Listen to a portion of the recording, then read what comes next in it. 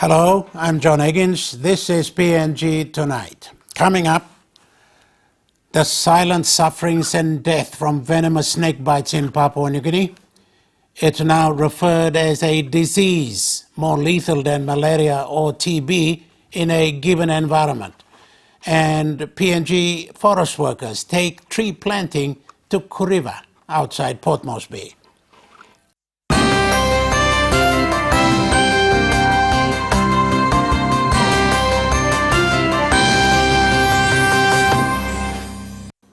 Warning from a venomous snake expert today of the dangers of snake bites this Easter. History has it that this happens when people, especially school children in the southern part of the country, wander out. They venture out into tropical savanna for all sorts of reasons and end up being bitten by deadly snakes. The warning is from Dr. David Williams, who knows a lot about venomous snakes and has been working to develop an anti-venom in Papua New Guinea. I talked to Dr. Williams. Thank you, Doctor, for coming on to PNG Tonight. It's great to be here, John. Okay, we're going to talk about snakes, poisonous snakes in Papua New Guinea, how deadly they are, and what little or whatever information we have, we know about them or we don't. You are into this. You're into snake venom, how anti-venom. Tell us about snakes, its danger, and the work you're doing. Okay, well, the thing is, people have got a perception in Papua New Guinea that every snake is dangerous, and the reality couldn't be further from the truth.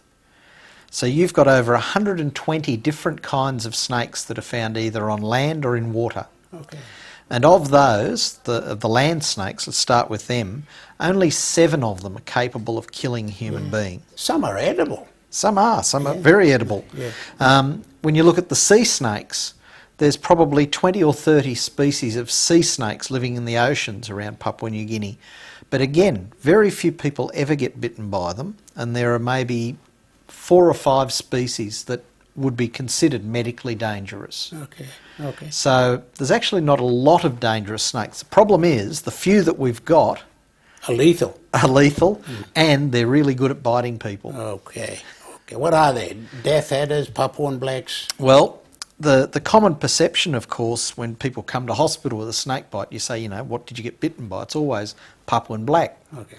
But the truth of the matter is, poor old Papuan black snake is innocent. He gets the blame for somebody else's misdeeds. Okay. And the real culprit is what we call a Papuan taipan, which, if you want to put it on a linear scale, is probably 1,000 times more dangerous. Wow. It has longer fangs, it produces more venom, the venom is hundreds of times more potent, and whereas the black snake prefers to quietly disappear when it encounters a human being and not have to bite somebody in the first place, a taipan, if it feels that you're too close to it, will come across the road, bite you on the foot and then disappear. Okay. And you're dead. So, yes, so you're dealing with a very dangerous snake. In fact, we've tested the venom of taipans from this country, and it's considerably more potent than any other land snake that's been tested. So, in other words, it's probably it's probably the most dangerous snake in the world. Wow. In terms of the drop-for-drop potency of its venom. Wow. So it needs less than 0.009 of a milligram per kilogram to kill you. Wow. So in other words, so a little drop from its fan, how many is that? How many people can it kill? Well, literally, they produce enough venom they could kill thousands of people with what they produce in a single bite. Okay. And the amount that would be needed to kill the average person's not even enough to wet the head of a match. So what are we doing about it? I mean, you're doing some work on it, you're doing some training, you're doing some research. Where are those snakes, and what's the work being done here? Well, taipans are limited to the southern half of the country in the coastal savanna woodlands and grasslands. Elsewhere in the country, you do get things like death adders and small-eyed snakes and brown snakes and so on. But the taipan is really common here in Central Province, right, in Port Moresby. We see 100 cases of snakebite every year from within the NCD. So people who are walking in patches of grass near footpaths, who go off into little areas of bushland to raise a garden, Yep. kids who go hunting birds in bits of grassland, that sort of thing. So it's 100 people a year just from Port Moresby alone. And then from... That's the ones that you know. That's the ones that we know. And then within Central Province, our snakebite clinic at the Port Moresby General Hospital treats about 300 cases that come from the province itself. So all up about 400 cases a year, just here. And to put that in perspective, in Australia, every hospital in Australia, if you tallied up the number of snake bites they treat in a year, would be about the same number. So we're treating the same number of snake bites in one hospital as all of the hospitals in Australia. Yes, and Australia has so many dangerous snakes and... Well, exactly. It's got the reputation for having the most dangerous snakes, but the reality is we outclass them well and truly in that sense. Wow.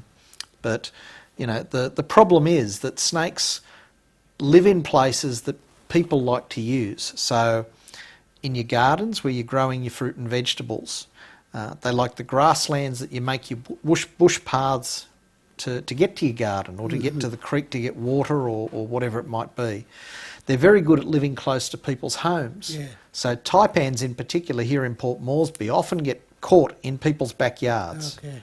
They're living after under scraps and rodents and they live rats. under a few sheets of tin or in a wood pile or, you know, any sort of rubbish that's lying around or in drains. They can hide in there and they come to eat the rats and mice. Okay.